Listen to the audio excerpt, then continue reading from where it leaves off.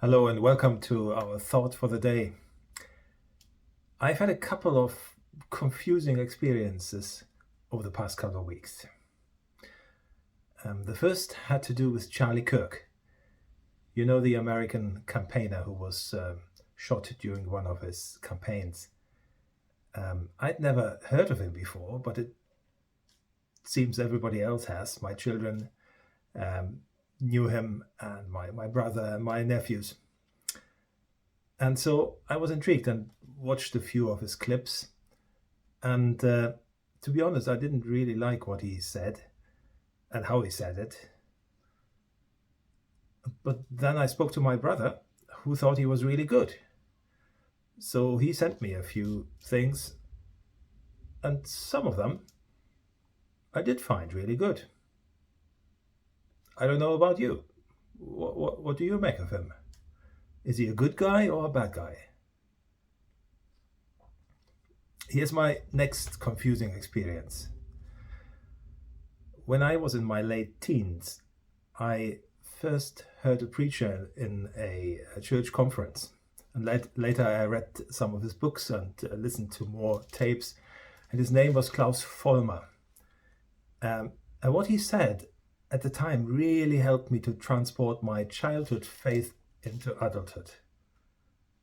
It was exactly what I needed to hear to put my faith on an intellectual and firm foundation.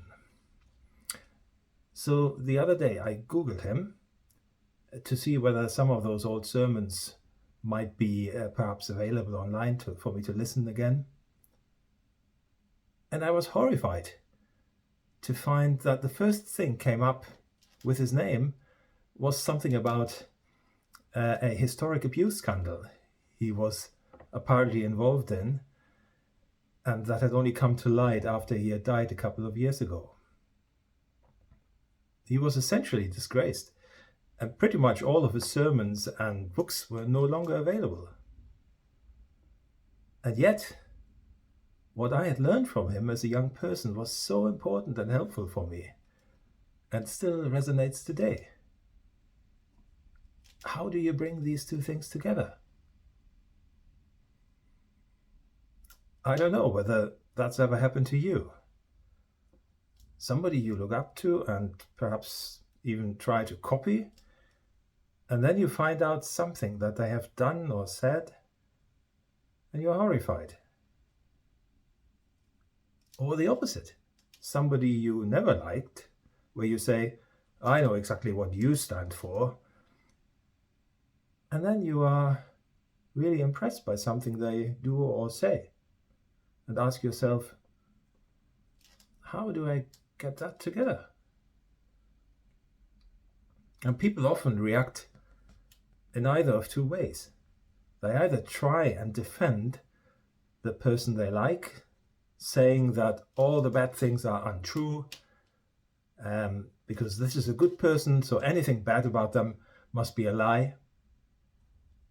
Or they completely demonize the person and they say, if they have done this or if they had said that, they must be completely evil and nothing worth looking at all. And this happens all the time.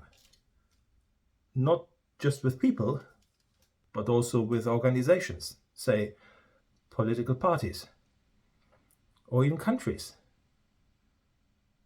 Why do we do that? I suppose we just like to have our heroes. We like to commit to something that is entirely good. We like to subscribe to the whole package because it's easier and less confusing. The Apostle Paul gives this advice in one of his letters. And this is so simple, but also so helpful. He says, test everything and then hold on to the good.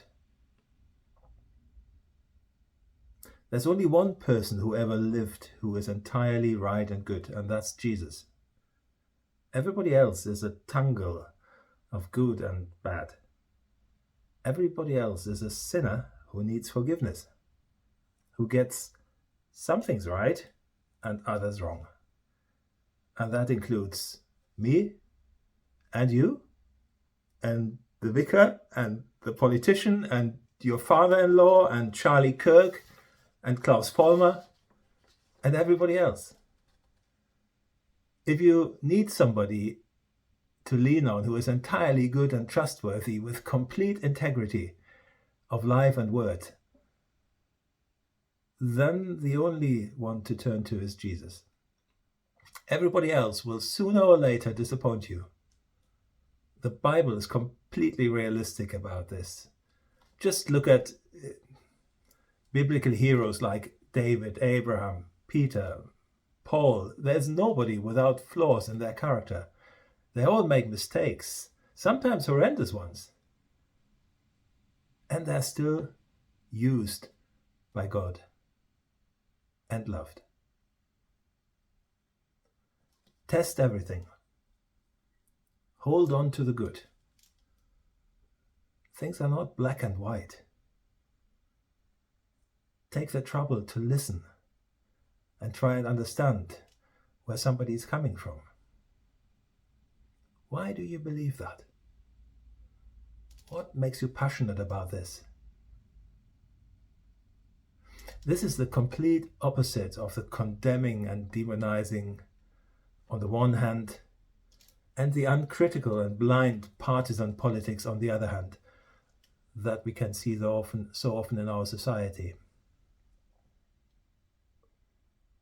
What is wrong about saying, I don't like this political party, but they do have a couple of good points that I can't see anywhere else? What is wrong about saying, I don't agree with much of what this person is doing, but they have said some really helpful things that I will take on board? What is wrong about saying, this could be my friend, even though there will be things we disagree on? Let me finish with a quote from Klaus Vollmer, my admired and disgraced preacher. He said once, genuine Christianity does not ask about friend or enemy. Instead, it asks both friend and enemy whether what they say might be true. And perhaps that way you may learn more from your enemy than from your friend. Try it out this week. You may be surprised. God bless you.